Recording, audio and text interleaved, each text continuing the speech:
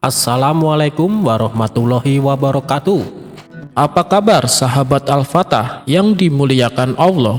Semoga kita dalam keadaan sehat, dilimpahkan rezekinya dan diberikan keberkahan dunia dan akhirat. Amin ya robbal alamin.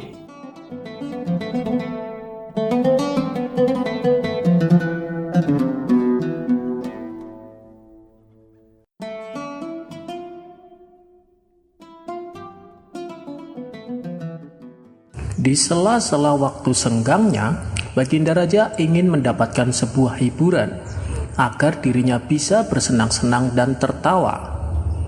Hal ini sangat dimaklumi karena belakangan ini Baginda Raja telah disibukkan oleh berbagai macam urusan kerajaan. Kemudian penasehat istana memberitahu bahwa Abu Nawas sekarang suka memelihara kucing. Lalu, apa maksudmu memberitahu hal itu? Kok ingin aku memelihara kucing seperti Abu Nawas? Aku tidak suka dan aku tidak merasa terhibur dengan pelihara kucing, tutur Baginda Raja. Bukan begitu maksud hamba Paduka, sahut penasehat istana. Kita uji kecerdikan Abu Nawas, suruh kucing kesayangannya untuk melakukan sesuatu yang tidak biasa. Kalau yang disuruh Abu Nawas, tentu dia punya banyak akal. Tapi kalau yang disuruh kucingnya, pasti dia akan kebingungan, tutur penasehat istana. Mendengar usulan tersebut, Baginda Raja menyambutnya dengan antusias. Ini baru aku setuju, pasti akan menjadi hiburan yang menarik, ujar Baginda Raja. Maka ia perintahkan beberapa pengawal untuk memanggil Abu Nawas. Dengan sigap para pengawal menuju rumah Abu Nawas. Sesampainya di sana, salah satu pengawal berkata, "Tuan Abu, Anda diperintah untuk menghadap Paduka Raja, dan katanya Tuan Abu harus membawa serta kucingnya." Sesaat Abu Nawas agak terkejut. "Kenapa harus membawa kucing?" tanya Abu Nawas. "Tidak tahu Tuan Abu, kami hanya menyampaikan perintah Baginda Raja." Akhirnya Abu Nawas dan para pengawal datang ke istana menghadap Baginda Raja. Awalnya Abu Nawas mengira Baginda Raja naksir dengan kucing miliknya.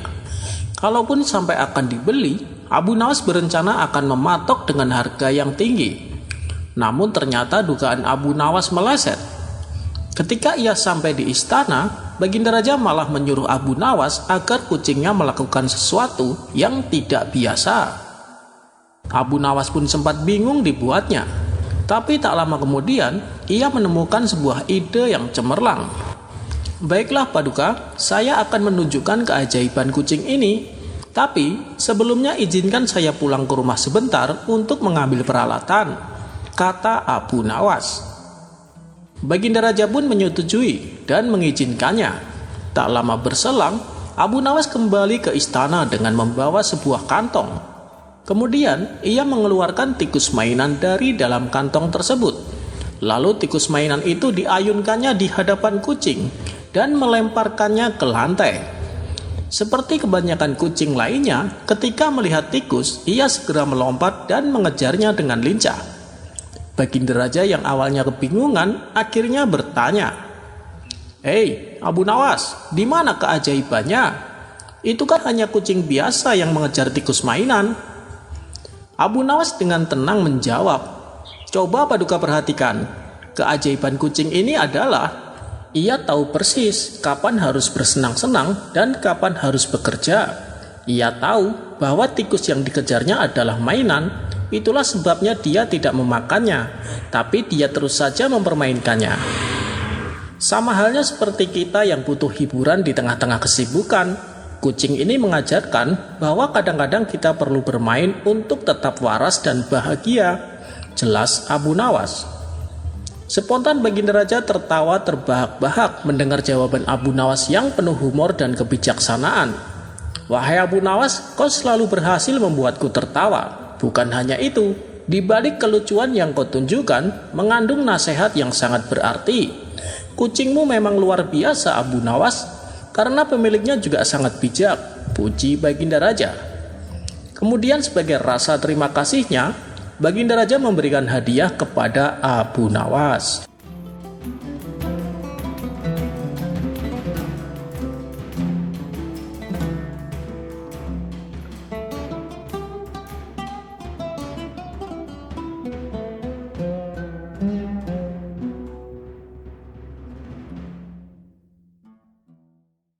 Ada sebuah kisah menarik dari Abu Nawas ketika dirinya di awal-awal menjadi orang kepercayaan Baginda Raja. Sebagai orang baru di istana, ia pun tak bisa berbuat banyak. Abu Nawas lebih sering mengalah kepada siapapun yang mencoba mengganggunya. Diceritakan, awal pekerjaan Abu Nawas adalah menjadi penjual minyak wangi yang setiap hari berkeliling pasar untuk menjajakan dagangannya. Abu Nawas terkenal di tengah masyarakat sebagai penjual minyak wangi yang lucu. Ia sering membuat lelucon yang membuat orang-orang merasa terhibur, terutama para pelanggannya. Ia banyak disukai orang karena pelayanannya yang baik dan juga kebaikan akhlak dan ketulusan hatinya. Hingga suatu hari, sang raja mendengar kabar tentang ketenaran Abu Nawas.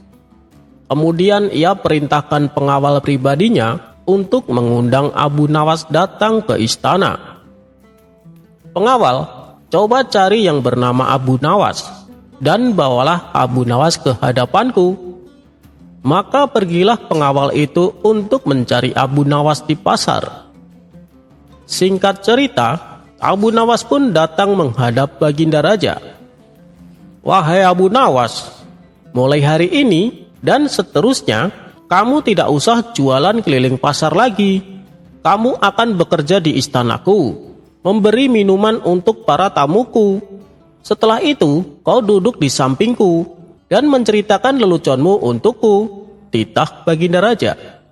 "Baik, Paduka yang mulia," jawab Abu Nawas dengan hati berbunga-bunga.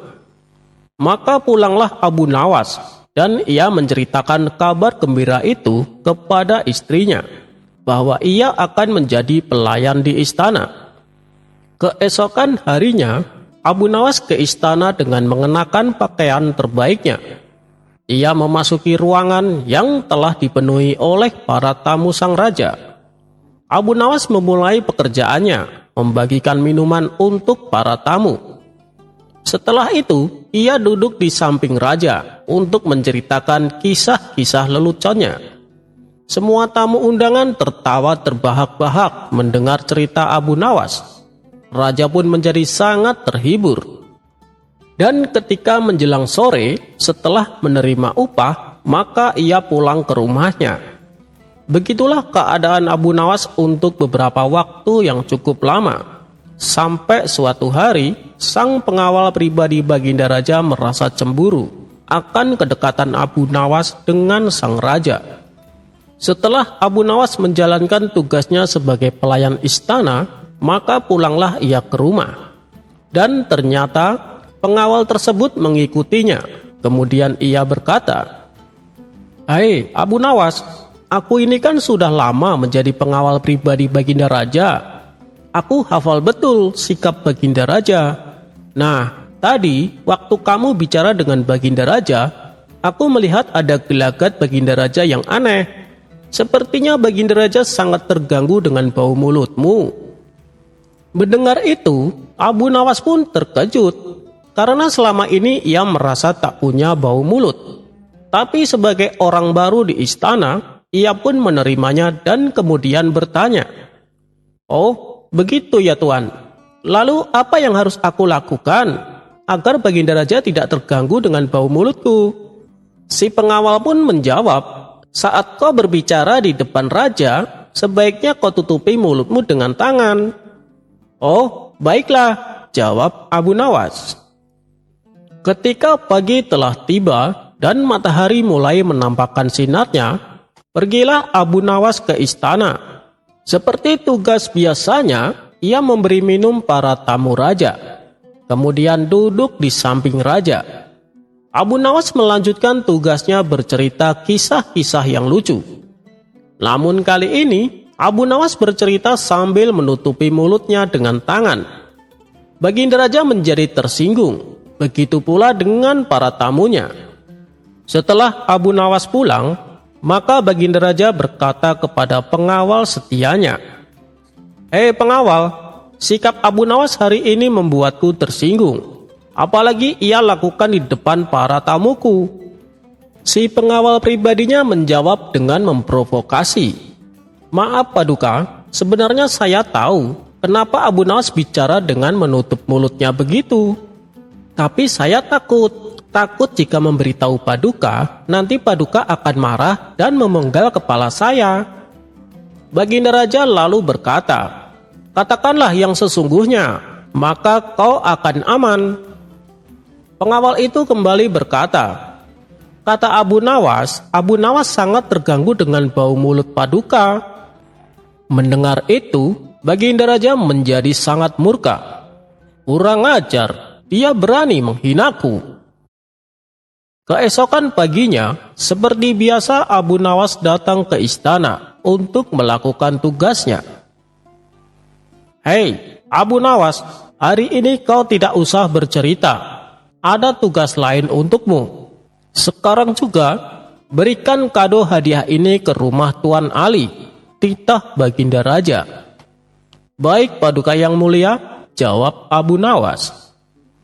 Abu Nawas pun lalu meninggalkan istana untuk mengantarkan kado hadiah tersebut.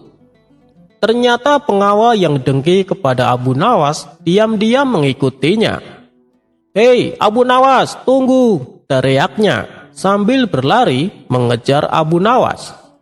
"Kamu dapat tugas apa dari Baginda Raja?" tanya si pengawal. Kemudian Abu Nawas menjawab, "Saya disuruh mengantar kado hadiah ini ke rumah Tuan Ali," balas Abu Nawas.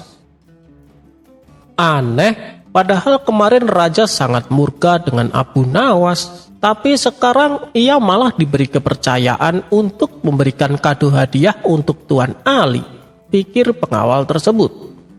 "Sini, biar aku saja yang mengantarkannya. Aku lebih berhak daripada kamu," kata si pengawal sambil merebut paksa kado hadiah tersebut. Abu Nawas berusaha mencegahnya, tapi ia tidak bisa. Kemudian, si pengawal pergi ke rumah Tuan Ali untuk memberikan kado hadiahnya.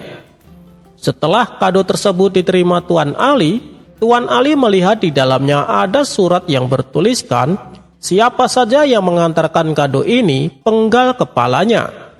Ternyata Tuan Ali adalah seorang algojo kerajaan. Maka ditangkaplah pengawal tersebut dan dipenggal kepalanya. Hari berikutnya Abu Nawas kembali datang ke istana untuk melakukan tugas kesehariannya. Baginda Raja pun kaget melihat Abu Nawas masih hidup. "Wahai Abu Nawas, saya ingin bertanya kepadamu," tanya Baginda Raja.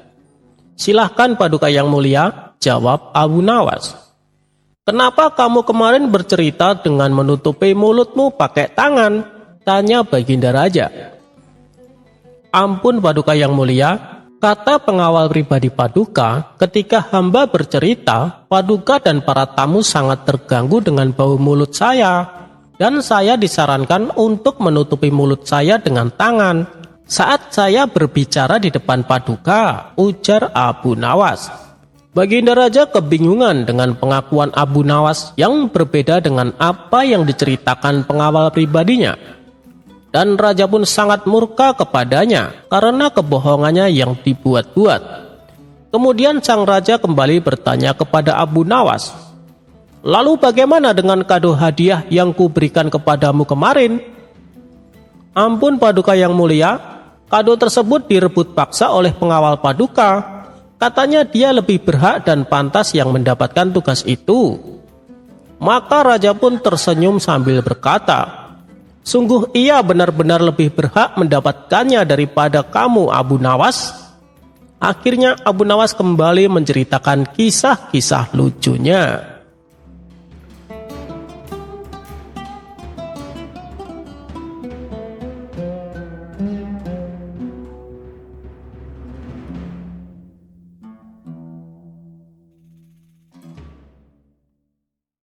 Suatu ketika, Abu Jahal yang merupakan tetangga dekat Abu Nawas sedang mempersiapkan pesta besar di rumahnya. Hampir semua kerabat dan tetangga terdekat diundang, kecuali Abu Nawas. Meski demikian, Abu Nawas tidak menaruh rasa benci kepada Abu Jahal, sebab ia tahu persis wataknya. Mengenai pesta yang akan Abu Jahal adakan tanpa mengundang Abu Nawas, sebenarnya hanya bertujuan ingin membalas dendam. Pasalnya, selama ini usaha Abu Jahal untuk mengerjai Abu Nawas selalu gagal. Dan menurutnya, kali ini dengan rencana membuat pesta besar di rumah, bisa dengan puas meledek Abu Nawas. Pesta yang akan diselenggarakannya terbilang tidak main-main. Abu Jahal bahkan mengundang koki ternama dari negeri seberang. Ia rela membayar upah cukup mahal supaya bersedia memasak di rumahnya. Tentu saja, karena yang memasak adalah koki ternama, cita rasa masakan yang dibuatnya pastilah lezat dan menggugah selera. Kala itu Abu Nawas yang sedang duduk di depan rumah tanpa sengaja mencium aroma masakan yang begitu lezat.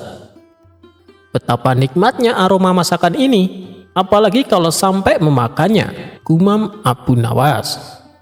Ia pun penasaran, dari mana asal aroma masakan itu.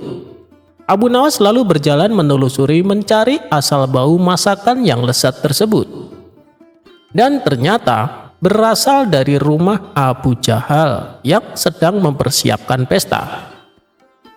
Melihat kehadiran Abu Nawas di rumahnya, terbesit di benak Abu Jahal untuk meledeknya. Tapi ternyata itu tidak jadi dilakukan, sebab Abu Jahal mendapatkan ide yang lebih konyol. "Abu Nawas, ngapain kamu di situ?" teriak Abu Jahal. Abu Nawas yang sedang asik menghirup aroma masakan langsung kaget mendengar teriakan Abu Jahal. "Tidak ngapa-ngapain Abu Jahal," sahutnya. "Kamu jangan bohong Abu Nawas, kurang ajar, kamu pasti sedang mencuri bau masakanku," timpal Abu Jahal. Namun Abu Nawas tidak menghiraukan Abu Jahal. Ia memilih balik ke rumah. Tapi ketika baru saja melangkah, Abu Jahal langsung menghalanginya. "Tunggu, kamu tidak boleh pergi seenaknya, kamu harus membayar bau masakan yang kamu curi," bentak Abu Jahal. Perkataan Abu Jahal ini sempat membuat Abu Nawas heran dan terkejut. "Apa? Bayar? Hanya mencium bau masakan disuruh bayar?" tanya Abu Nawas tidak percaya. "Benar, karena masakanku ini dibuat oleh koki profesional dengan bayaran mahal," jawab Abu Jahal sombong. Dikarenakan tidak ada yang mau mengalah, pertengkaran kedua orang ini mengundang perhatian warga setempat. Para warga pun langsung mengerumuni mereka berdua dengan tujuan melerai. Sudah, begini saja. Daripada kalian ribut di sini, lebih baik masalah ini kalian bawa ke pengadilan. Biar Tuan Hakim yang menentukan siapa yang benar dan siapa yang salah. Saran dari salah seorang warga. "Baik, saya tidak takut. Ayo kita ke rumah Tuan Hakim," tantang Abu Jahal. Maka keduanya pun diantar warga pergi menuju rumah Tuan Hakim. "Ada masalah apa ini?" tanya Tuan Hakim. Abu Nawas lalu menceritakan secara detail kronologi masalah yang dialami. "Masa sih hanya mencium bau masakan disuruh bayar Tuan Hakim? Ini kan aneh," kata Abu Nawas heran. Abu Jahal tidak mau kalah berargumen. "Tuan Hakim, bila seseorang mengambil sesuatu milik orang lain, sedangkan orang lain itu tidak ikhlas, bukankah itu namanya mencuri?" tanya Abu Jahal. "Benar, orang tersebut bersalah dan bisa dituntut hukuman," jawab Tuan Hakim. "Nah, begitu juga dengan hamba Tuan Hakim. Di rumah hamba sedang memasak makanan lezat, dan Abu Nawas ini telah menghirup aroma masakan yang berasal dari rumah hamba. Sedangkan hamba tidak ikhlas Tuan Hakim, bukankah itu termasuk perbuatan mencuri?" tanya Abu Jahal lagi. "Oleh karena itu, hamba menuntut supaya Abu Nawas membayarnya," kata Abu Jahal melanjutkan. Ada benarnya ucapan Abu Jahal, tapi masa iya hanya gara-gara mencium masakan harus disuruh bayar, pikir Tuan Hakim. Sementara Abu Nawas melihat gelagat Tuan Hakim yang tampak kebingungan menangani masalah ini. Abu Nawas tahu Tuan Hakim adalah orang bijak. Tapi karena pintarnya Abu Jahal dalam mengolah kata, membuat Tuan Hakim jadi kebingungan. "Begini saja Tuan Hakim, hamba mengaku telah bersalah dan hamba bersedia membayar," ujar Abu Nawas. "Tapi Abu Nawas, apa kamu yakin?" tanya Tuan Hakim merasa tidak tega. "Ya Tuan Hakim, hamba tidak keberatan," jawab Abu Nawas. "Baiklah Abu Jahal, berapa Abu Nawas harus membayarmu?" tanya Tuan Hakim. "100 dinar Tuan Hakim," jawab Abu Jahal. "100 dinar? Yang benar saja kamu," tanya Tuan Hakim terkejut. "Hamba serius Tuan Hakim, masakan yang baunya dicium Abu Nawas itu hidangan mahal. Belum lagi koki yang masak sengaja didatangkan dari negeri seberang. Bayarannya sangat mahal. Jadi wajar kalau hamba menuntut ganti rugi 100 dinar, balas Abu Jahal. "Bagaimana Abu Nawas? Apakah kamu bersedia?" tanya Tuan Hakim kepada Abu Nawas. Dengan tersenyum Abu Nawas menjawab, "Hamba bersedia Tuan Hakim, tapi hamba minta izin pulang ke rumah untuk mengambil uang 100 dinar, pinta Abu Nawas. Abu Nawas lalu dipersilahkan pulang untuk mengambil uangnya. "Kena kau Abu Nawas, kali ini aku berhasil mengerjaimu dan aku juga mendapatkan uang 100 dinar, kata Abu Jahal dalam hati penuh kegirangan. Tidak berapa lama kemudian, Abu Nawas kembali dengan membawa uang 100 dinar. "Tuan Hakim, kantong yang hamba bawa ini isinya koin emas berisi 100 dinar. Tapi sebelumnya, hamba ingin memperlihatkan kepada Tuan Hakim supaya benar-benar percaya kalau uang di dalam kantong ini berjumlah 100 dinar, tutur Abu Nawas. Abu Nawas lalu memberikan kantongnya kepada Tuan Hakim dan disuruh menghitung jumlahnya. Setelah selesai menghitung, Tuan Hakim pun mengembalikannya kepada Abu Nawas. "Benar Abu Nawas, uangnya berjumlah 100 dinar, ucap Tuan Hakim.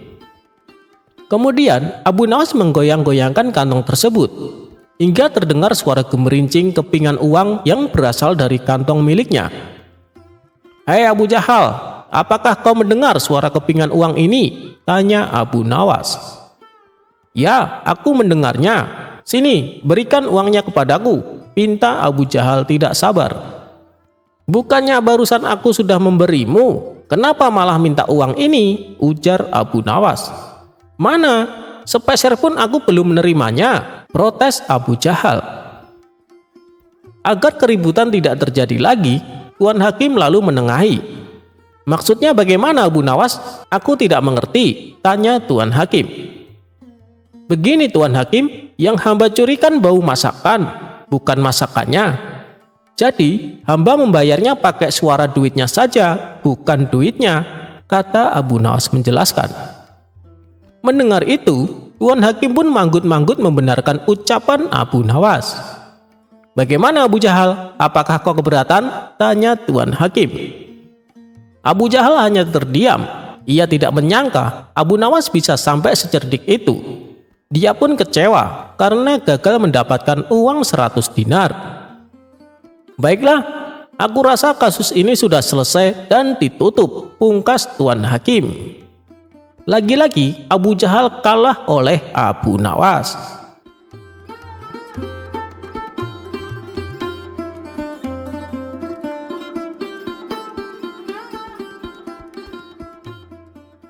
Abu Nawas memberi upah untuk pencuri barang belanjaannya.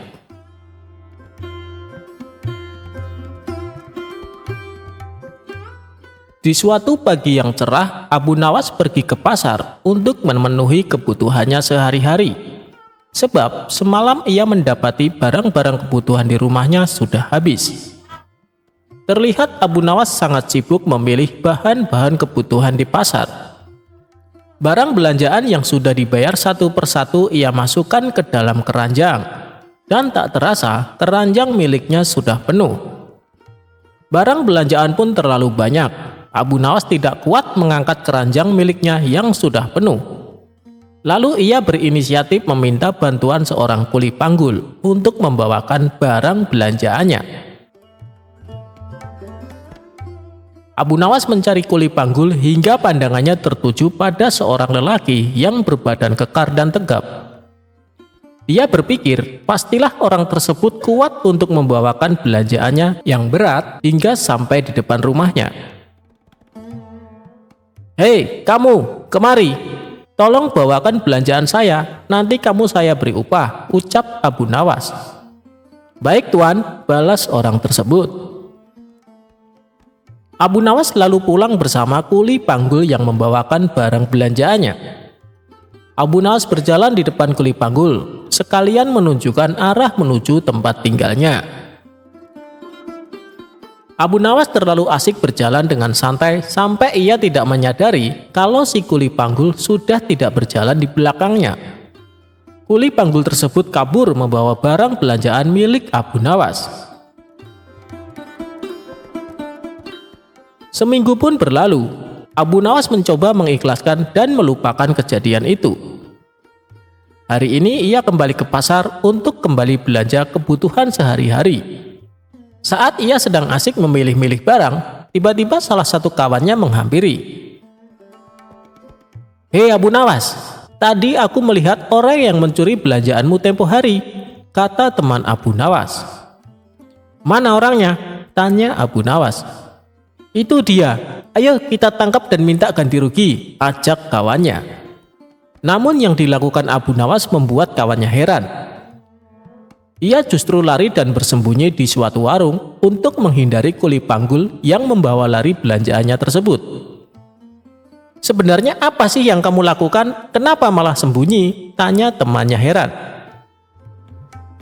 "Begini kawan, kuli panggul itu sudah membawakan belanjaanku selama seminggu, sedangkan aku belum memberinya upah. Aku takut dia akan menagih upahnya. Pasti tujuannya ke pasar mencariku, makanya aku bersembunyi," jawab Abu Nawas. Mendengar penjelasan Abu Nawas, kawannya itu meninggalkan dan berkata, "Kamu memang aneh Abu Nawas."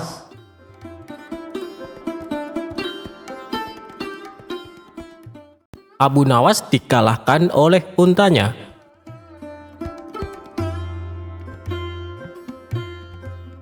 Alkisah di negeri 1001 malam, ada unta yang bisa berbicara dengan manusia. Unta tersebut adalah milik tokoh cerdik yang amat terkenal saat itu, yakni Tuan Jambul alias Abu Nawas. Julukan Tuan Jambul ini disematkan karena kebiasaan Abu Nawas yang suka memotong rambutnya dengan model jambul. Pada suatu hari, Abu Nawas mengajak untanya untuk pergi mengembara. Setelah berpamitan terlebih dahulu kepada istrinya, berangkatlah ia dengan si unta lengkap dengan perbekalannya. Mulailah ia menyusuri gurun pasir yang gersang dan panas sekali di siang hari. Apabila malam tiba, dingin yang luar biasa menusuk sampai ke tulang. Perjalanan yang cukup jauh membuat Abu Nawas dan untanya merasa kelelahan. Di bawah mentari dekat pohon kaktus, mereka berdialog. "Tuan, apakah perjalanan kita masih jauh?" "Ya, kita harus melewati gurun pasir lagi. Setelah itu kita baru akan tiba di sebuah desa terdekat. Setelah sampai di desa itu, kita baru bisa beristirahat lebih lama di sebuah penginapan yang aman dan nyaman," jawab Abu Nawas. Setelah beberapa waktu beristirahat, keduanya mulai melanjutkan perjalanan kembali. Siang sudah berubah menjadi gelap, tanda malam telah tiba. Abu Nawas pun menghentikan perjalanannya untuk sementara. Ia mendirikan sebuah tenda untuk berteduh dan tidur sepanjang malam itu. Tapi malang bagi si unta, ia tak diizinkan oleh majikannya tidur di dalam tenda karena tendanya memang kecil. Abu Nawas di dalam tenda tidur dengan nyenyaknya, sementara unta tak bisa tidur lantaran kedinginan.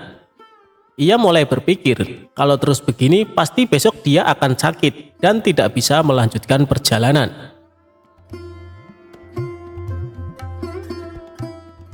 Tengah malam si unta membangunkan majikannya dan berkata, "Tuan, saya kedinginan, izinkan saya menitipkan ujung kaki saya masuk ke dalam tenda." Abu Nawas pun merasa tidak keberatan karena ujung kaki itu tidak akan mengganggu tidurnya. Setelah 1 jam, si unta berkata lagi, "Tuan, saya kedinginan. Izinkan saya masukkan kaki depan saya ke dalam tenda, agar besok saya kuat berjalan membawa tuan di atas punggung saya." Benar juga, pikir Abu Nawas. Ia pun mengizinkan. 1 jam lagi si unta berkata lagi, "Tuan, hidung saya mulai berair. Besok saya akan sakit dan tidak bisa membawa tuan di atas punggung saya. Izinkan kepala saya berada di dalam tenda." Demikianlah jam demi jam berlalu hingga akhirnya Abu Nawas tak menyadari jika sekarang ia tidur di luar tenda. Ia pun merasa menggigil kedinginan. Sampai paginya, ia baru menyadari jika dirinya tidur di luar. Melihat untanya masih nyenyak di dalam, si majikan pun membangunkan dan menanyainya kenapa ia tidur di luar, sementara unta malah di dalam tenda. Unta pun bangun. Ia tersenyum sambil menggosok-gosok matanya. Dijawabnya pertanyaan Abu Nawas tadi dengan santai. "Saya kan tidak mengusir tuan. Saya sudah meminta izin terlebih dahulu kepada tuan. Tuan juga memperbolehkan anggota tubuh saya masuk ke dalam tenda. Ini saya lakukan agar hari ini saya kuat menggendong tuan di atas punggung saya untuk melanjutkan perjalanan." Sambil bersin-bersin, Abu Nawas berkata, "Kau memang unta cerdik. Aku yang biasa dikenal orang paling cerdik, ternyata masih bisa kau kalahkan." Si unta pun menjawab dengan merendahkan diri, "Saya begini kan karena berguru pada tuan." Abu Nawas pun tertawa lepas mendengar perkataan untanya.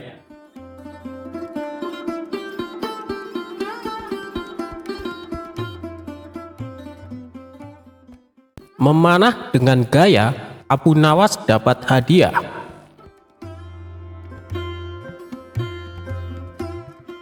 Baginda Raja tak henti-hentinya mengerjai Abu Nawas, namun ia selalu lolos dari perangkapnya. Yang ada, malah Baginda Raja sendiri yang menanggung kekalahan.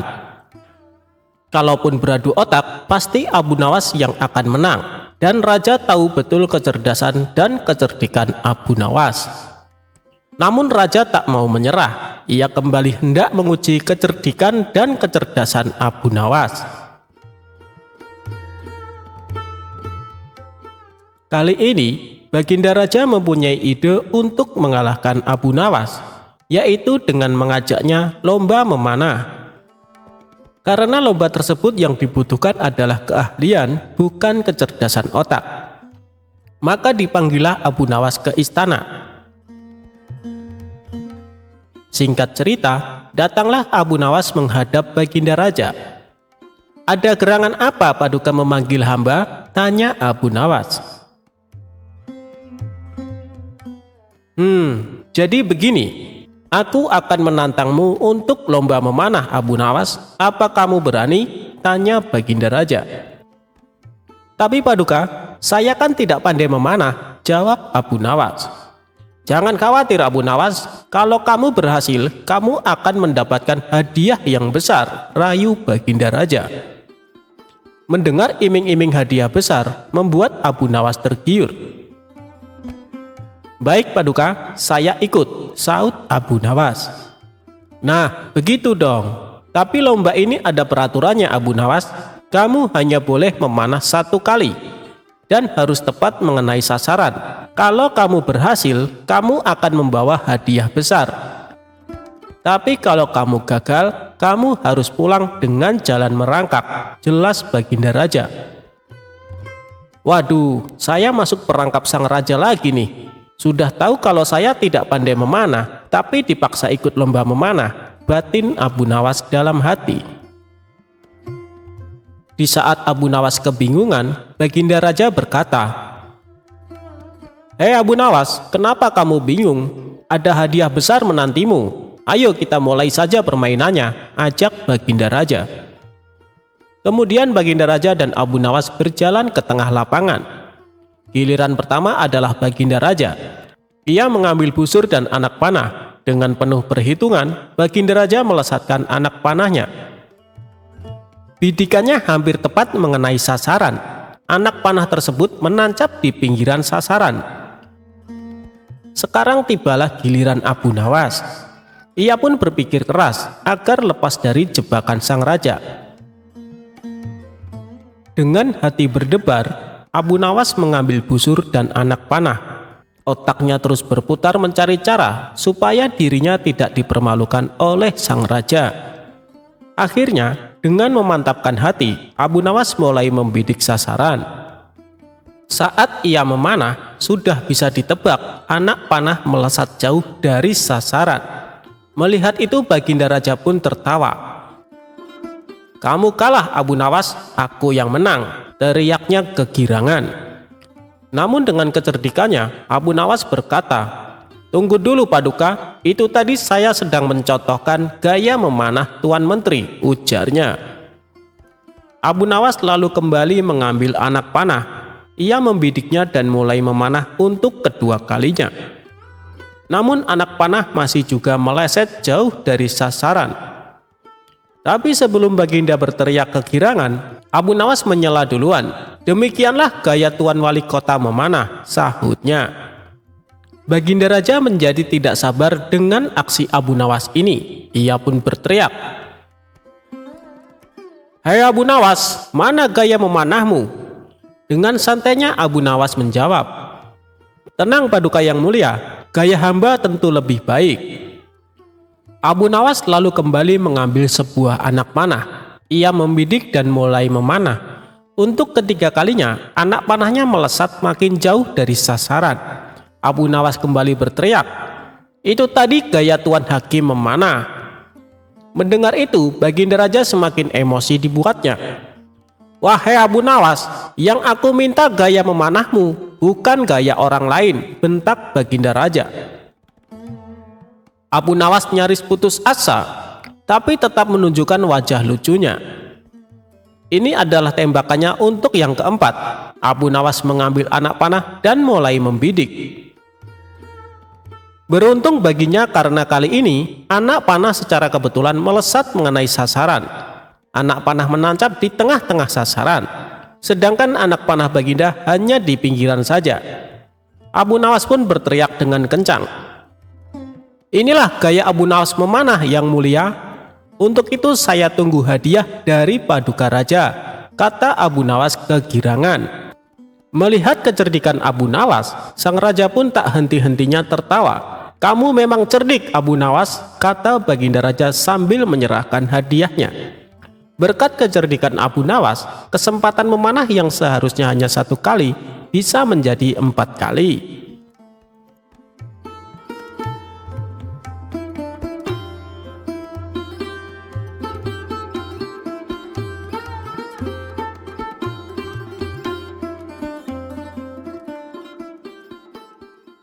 Abu Nawas sadarkan raja yang keras kepala pindahkan masjid.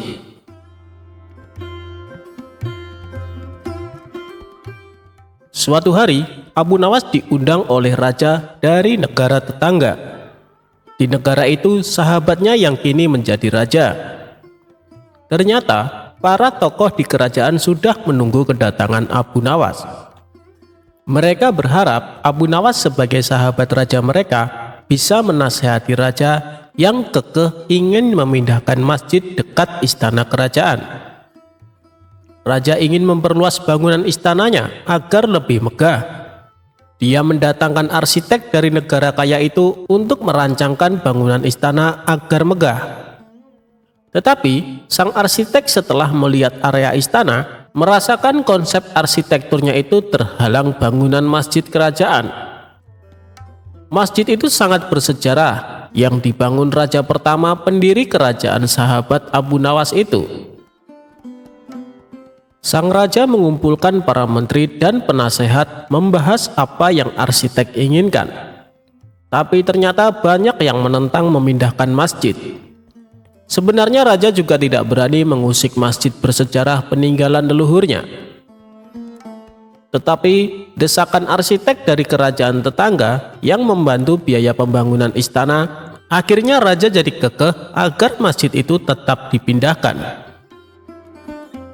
Kalau masih di tempat sekarang, kata arsitek kepada raja, kemegahan istana tidak bisa optimal. Tetap terganggu dengan bangunan masjid yang sudah terlalu jadul. Makanya raja mengundang sahabatnya Abu Nawas yang terkenal cerdas. Raja berharap sahabatnya bisa memecahkan masalahnya itu. Memperkuat meyakinkan para penentangnya, sebab sekarang rencana memindahkan masjid sudah tersiar ke rakyatnya. Akibatnya, beberapa kali terjadi ribuan rakyat datang ke depan istana kerajaan, melakukan aksi protes kepada raja yang mau memindahkan masjid. Para tokoh itu pun mengendus akan kedatangan Abu Nawas, sahabat rajanya. Mereka berupaya mencegat Abu Nawas di tengah perjalanan sebelum dia bertemu dengan raja di istana. Tuan Abu Nawas, tolonglah, raja sudah tidak mau mendengar nasihat siapapun. Para ahli tata ruang, ahli ekonomi, sejarah, juga bendahara negara sudah berbusa bicara, tetapi tidak digubris sama sang raja, adu para tokoh itu. Memang, sejak raja bergaul dengan negara tetangga yang tiba-tiba menjadi negara kaya raya, sikap raja jadi berbeda. Raja terpukau dengan kemewahan negara itu yang membangun berbagai jalan mulus dan gedung-gedung mewah. Raja lupa janjinya untuk mensejahterakan rakyat, menurunkan harga sembako, membuka banyak lapangan kerja terlupakan. Raja jadi tertarik membangun fisik mulai jalan yang mulus-mulus, bangunan-bangunan megah. Itu karena negara tetangga yang kaya raya menjanjikan bantuan dana yang besar untuk meniru pembangunan fisik. Walaupun pengerjaan berbagai bangunan fisik itu konsekuensinya harus mendatangkan pekerja dan bahan bangunan dari negeri kaya itu, termasuk membangun tambahan ruang istana. Raja ingin bangunan istana dibuat lebih besar dan mewah. Keyakinan raja, kalau istana megah akan membuat pamor kerajaan disegani dan dikagumi negara lain. Padahal saat itu keuangan negara sedang berkurang. Ekspor barang dari negaranya ke luar negeri sedang seret. Sebaliknya, barang impor tak terbendung membanjiri pasar di kerajaan dengan harga yang mengganggu pedagang lokal. Bendahara negara tidak bisa apa-apa walau dia banyak dikritik para tokoh dan ahli ekonomi. Bendahara takut kalau melawan keinginan raja, jabatannya akan diganti. Hilanglah nanti sumber penghasilan sebagai bendahara negara yang bergaji sangat tinggi. Abu Nawas tidak bisa mengatakan apa-apa kepada para tokoh yang mengadu itu. Dia hanya mendengarkan saja sampai semua tokoh itu tuntas berbicara. Tuan Abu Nawas, sebagai sahabat raja kami, semoga bisa menyadarkan beliau, ujar salah seorang tokoh. Abu Nawas setelah lama dia menyimak apa yang dipaparkan para tokoh itu, kemudian berbicara. Begini wahai tokoh-tokoh negara yang terhormat, sebaiknya kita bersabar saja. Toh sebentar lagi raja akan menyerahkan tatahnya ke Pangeran Putih, sahut Abu Nawas. Tapi tetap saja raja akan menyetir Pangeran Putih, sela tokoh lainnya. Raja ada dalam pengaruh dan tekanan antek-antek negara kaya itu. Salah satunya si arsitek, tuding tokoh satunya lagi. Begini saja, izinkan saya melanjutkan perjalanan untuk menemui Baginda Raja. Semoga saja ada jalan keluar, ujar Abu Nawas. Akhirnya, para tokoh pun membiarkan Abu Nawas melanjutkan perjalanan menuju istana. Tibalah Abu Nawas ke istana dan disambut gembira raja yang sahabatnya itu. Abu Nawas dan sang raja bersahabat sejak muda. Mereka ketika itu juga bersama Baginda Raja menimba ilmu dari ulama termasyhur di Baghdad. Baginda Raja naik tahta di kerajaannya negeri Abu Nawas, sedangkan sang raja ini naik tahta di negeri tetangga Baghdad.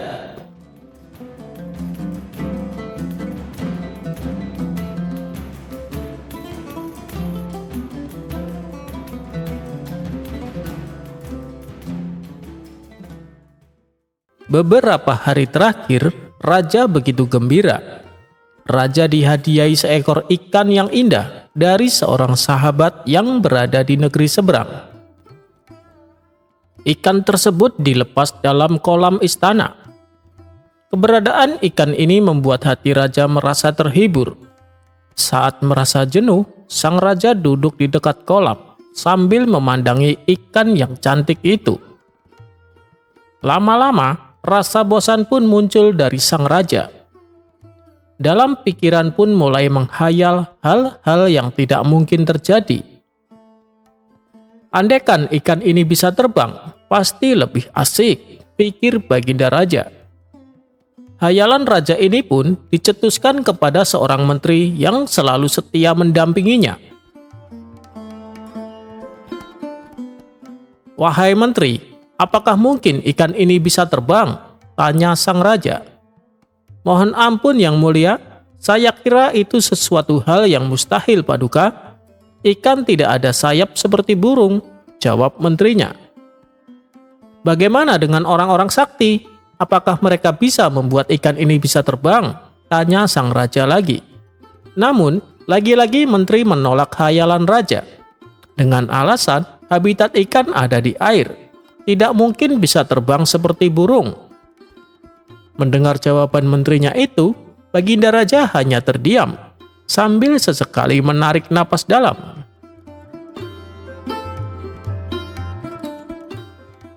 Tentu saja menteri tidak ingin melihat rajanya kecewa dan bersedih. Ia pun memiliki ide untuk memecahkan kebuntuan obrolan itu. "Yang mulia, kita panggil saja Abu Nawas. Dia kan terkenal cerdik. Kita suruh saja dia membuat ikan paduka bisa terbang," ujar sang menteri. Usulan itu dianggap masuk akal oleh sang raja. Ia pun meminta menterinya segera memanggil Abu Nawas. "Betul juga katamu itu. Cepat, panggil Abu Nawas kemari," titah sang raja. Singkat cerita, Abu Nawas pun menghadap raja. "Ampun yang mulia, ada gerangan apa Paduka memanggil hamba?" tanya Abu Nawas. "Begini Abu Nawas, aku ada perintah untukmu. Jika kamu berhasil melakukannya, aku akan berikan hadiah 1.000 dinar untukmu," kata Baginda Raja. Tentu saja Abu Nawas terkejut. Uang yang ditawarkan begitu banyak dari biasanya.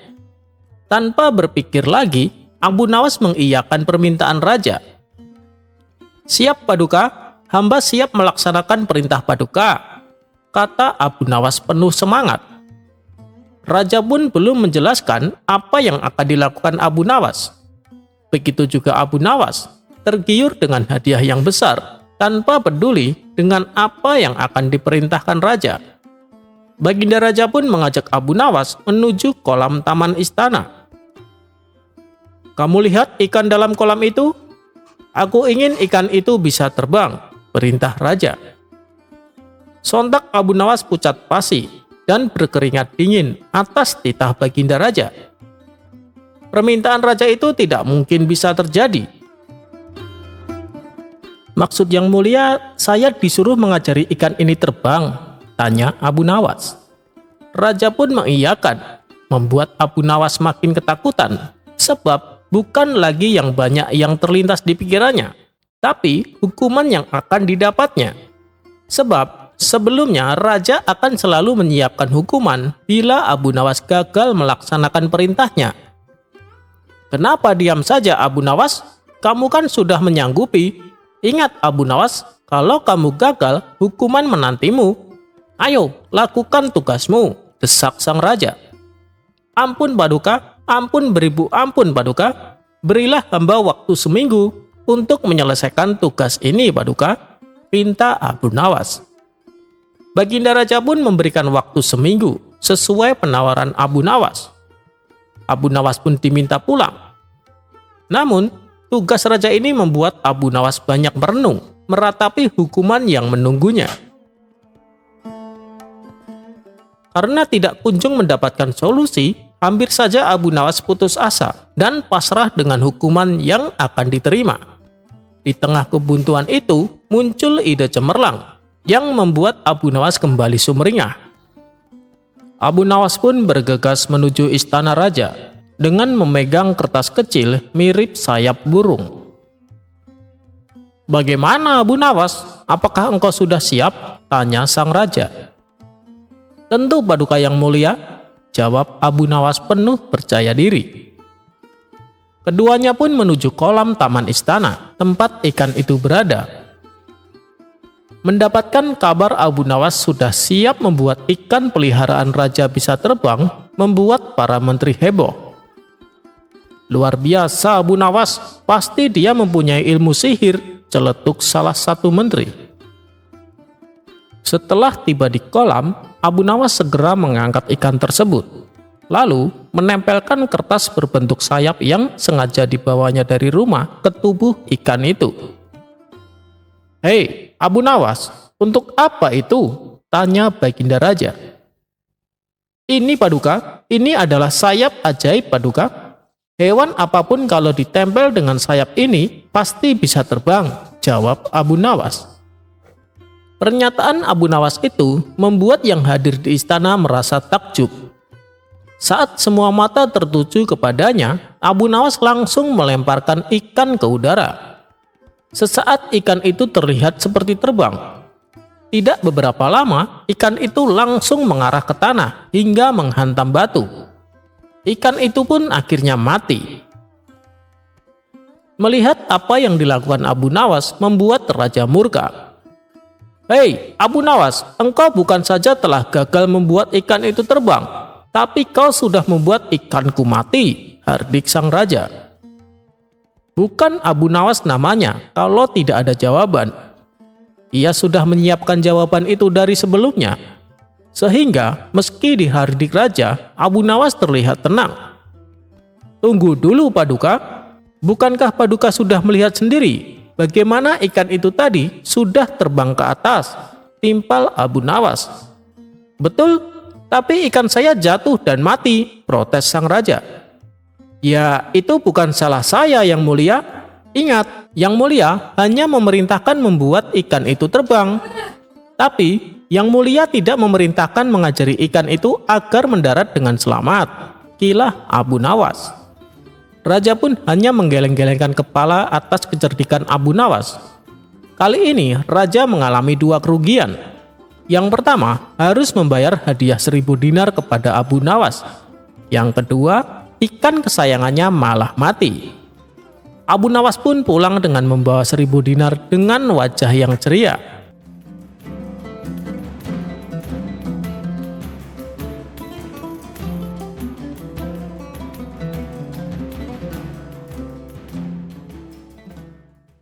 Kisah Abu Nawas memang selalu bikin ketawa.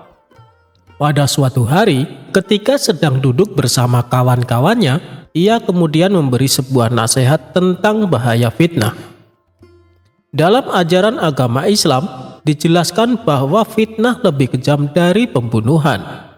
Kemudian, salah seorang kawan bertanya kepada Abu Nawas, "Wahai Abu Nawas, bukannya fitnah hanya dilakukan oleh mulut, tidak mengakibatkan cacat, tidak pula mengeluarkan luka yang dapat mengeluarkan darah, tapi kenapa dianggap lebih kejam dari pembunuhan?" ujar salah seorang kawannya. "Sedangkan pembunuhan bukan mengakibatkan cacat, tapi sampai menghilangkan nyawa seseorang," sambung kawan itu lagi.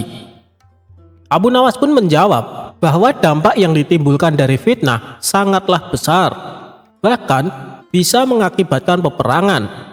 Kawan Abu Nawas yang bertanya itu makin penasaran dengan penjelasan tersebut. "Masa sih Abu Nawas? Bisakah kau buktikan ucapanmu itu?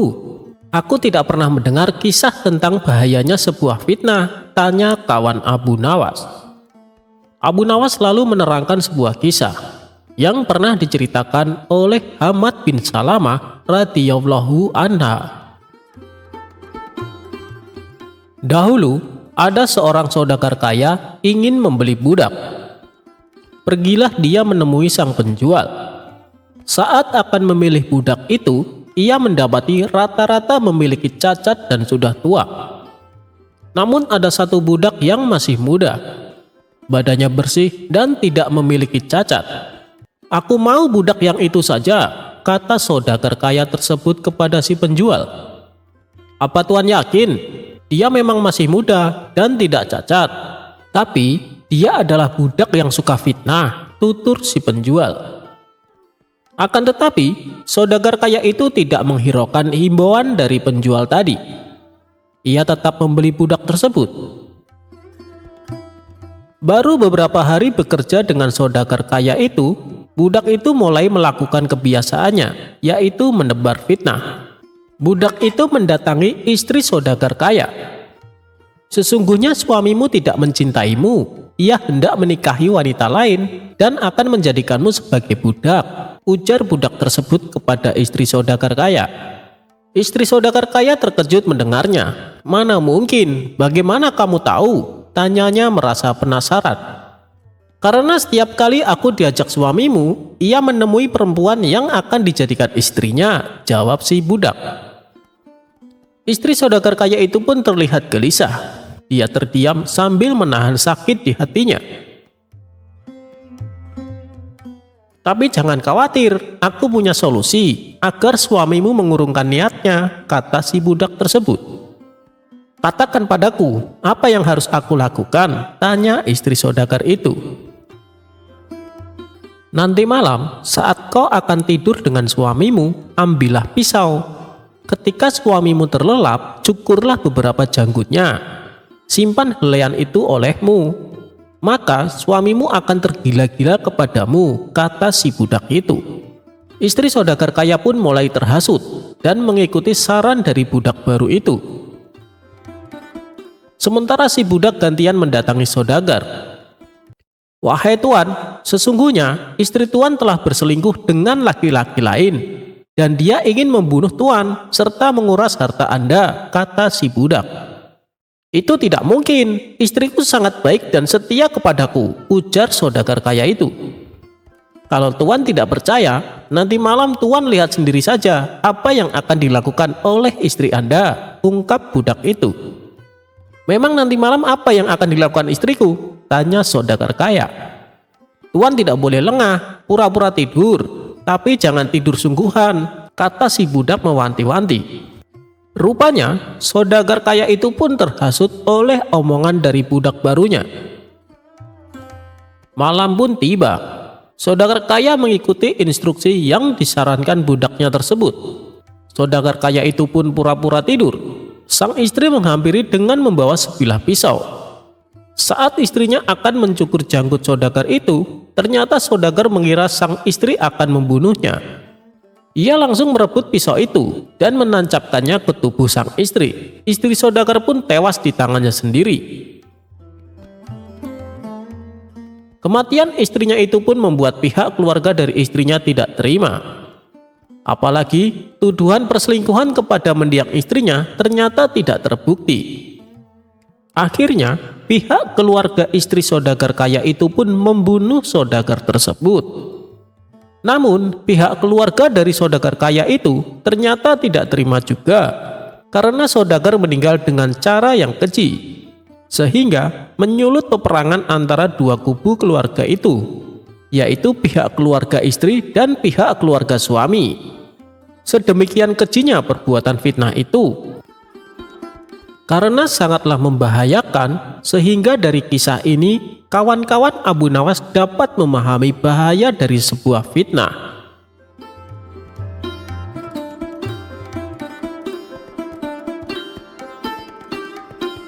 Abu Nawas dapat sekantong uang emas.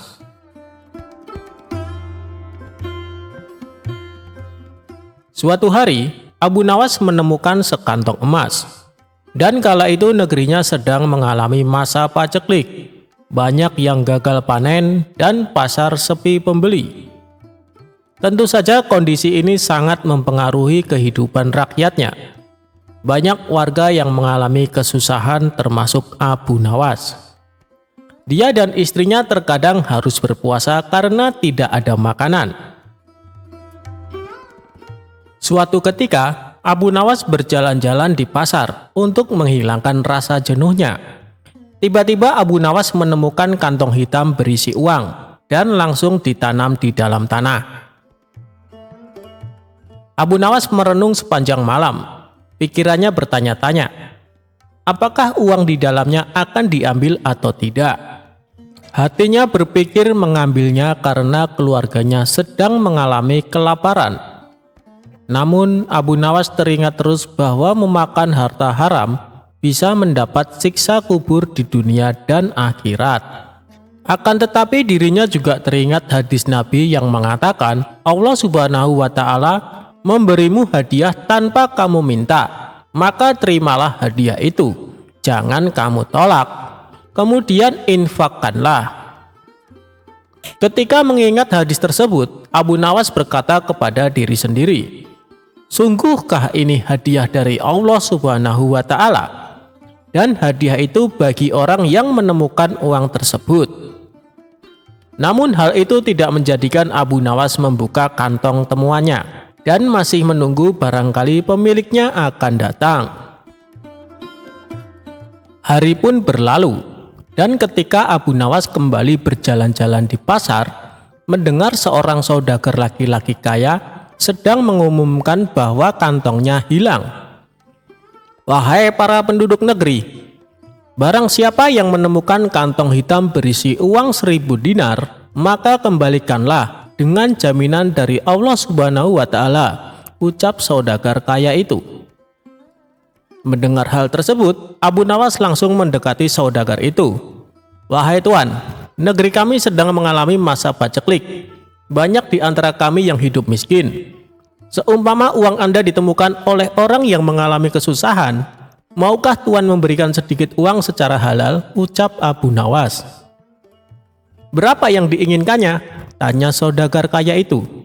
1/10-nya tuan, jawab Abu Nawas. Aku tidak akan memberikan sedikit pun. Jika ia tidak mengembalikannya padaku, maka di akhirat nanti akan kutuntut di hadapan Allah Subhanahu wa Ta'ala, ucap saudagar kaya itu. Mendengar perkataan tersebut, Abu Nawas segera kembali ke rumahnya dan menceritakan kepada istrinya bahwa ia telah menemukan pemilik kantong uang itu. Apa yang harus aku lakukan? Apa aku harus mengembalikan uang itu? Tanya Abu Nawas kepada istrinya. Mendengar hal itu, istrinya agak marah. Aku dan anak-anakmu telah menderita kemiskinan bersamamu selama 50 tahun. Bahkan saat ini, kita hanya mempunyai satu pakaian dan dipakai bergantian untuk sholat. Selama hidup, kita belum makan buah dan daging. Datangilah pemilik uang itu dan desaklah dia agar memberikan 1/10 uangnya itu. Jika ia tidak setuju, maka mintalah 1/100-nya. Tapi jika masih tidak setuju, maka mintalah 1/1000-nya, yang berarti menerima 1 dinar. Karena 1 dinar lebih baik daripada tidak sama sekali, ujar sang istri. Mendengar penjelasan istrinya itu, Abu Nawas lalu pergi kembali menemui saudagar kaya di pasar. Hei tuan, sebenarnya sayalah penemu kantong berisi uang. Apakah tuan bersedia memberikan sedikit uang tersebut kepada saya, meskipun hanya 1 dinar? Karena beberapa hari ini keluarga saya belum makan tuan, jelas Abu Nawas. Namun saudagar kaya itu tetap pada pendiriannya untuk tidak memberikan uang tersebut. Maka diajaklah saudagar itu ke rumah Abu Nawas. Setibanya di rumah Abu Nawas menyerahkan kantong tersebut. Benarkah ini kantong tuan? Tanya Abu Nawas. Iya, benar, jawab saudagar kaya tersebut. Kemudian lelaki tersebut membuka kantongnya dan menghitung jumlah uangnya. Jumlahnya masih tetap utuh, yaitu 1000 dinar. Lalu saudagar kaya itu pamit pulang kepada Abu Nawas. Tapi belum juga melewati pintu keluar, tiba-tiba berhenti dan berkata, Wahai orang tua, aku akan menceritakan kepadamu mengenai kantong ini. Ayahku telah mewariskan kepadaku uang 3000 dinar sebelum meninggal. Ayahku berpesan kepadaku untuk membagikan sepertiganya kepada orang yang berhak menerimanya. Dan aku juga disuruh menjual warisan ternak, lalu menginfakkannya. Sebagian lagi akan kugunakan untuk pergi haji. Maka aku pun melaksanakan wasiat itu, dan wasiat untuk membagikan 1/3 uang dari kekayaanku. Uang tersebut aku letakkan di kantong ini, lalu aku pergi ke kota untuk mencari orang yang benar-benar miskin. Namun, aku tidak menemukan seorang pun yang lebih berhak daripada Anda. Maka ambillah uang di kantong ini. Semoga Allah Subhanahu wa Ta'ala memberkahimu, terang saudagar tersebut. Mendengar hal itu, Abu Nawas pun bersyukur kepada Allah Subhanahu wa Ta'ala. Kesabaran dan kejujurannya saat menemukan uang tersebut ternyata mendapat jalan lain dari Allah Ta'ala.